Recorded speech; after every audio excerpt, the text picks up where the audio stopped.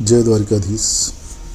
मैं लिखता हूँ, कभी कभी पढ़ता हूँ तुम्हारी बातों को, क्योंकि तुम हो।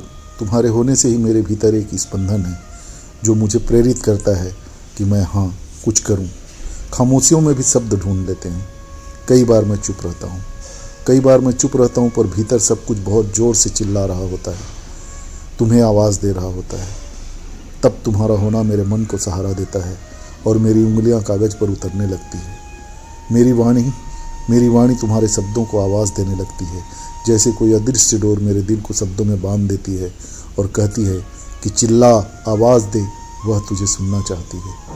मैं लिखता हूँ, मैं कहता हूँ, मैं बोलता हूँ, क्योंकि तुम्हारे होने से मुझे महसूस करना सिखाया है। दर्द को भी, उम्मीद को भी, उपस्थिति को भी, और भावनाओं को भी, उस हल्की सी खुशी को भी जो बिना वजह मेरी आंखों को नम कर देती है। हर पंक्ति में तुम्हारी उपस्थिति, हर पंक्ति में तुम्हारा जिक्र, हर शब्द में तुम्हारा एहसास, कभी याद बनकर, कभी इंतजार बनकर, कभी ख्वाब बनकर, कभी उस अधूरे सवाल की तरह जिसका जवाब सिर्फ महसूस किया जा सकता है, क्योंकि उसका जवाब न तो तुम कह सकती हो और न मैं, क्योंकि कुछ तुम्हारी मुश्किलें हैं, कुछ है मेरे दायरे।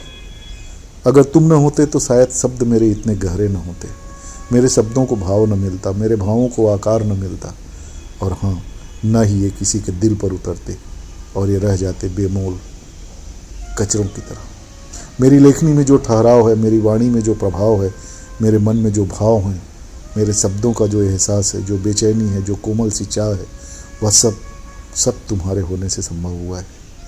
मैं लिखता हूँ, मैं कहता हूँ, मैं पढ़ता हूँ, क्योंकि मैं तुम तक पहुँचना चाहता हूँ और मेरे पास दूसरा कोई माध्यम भी नहीं।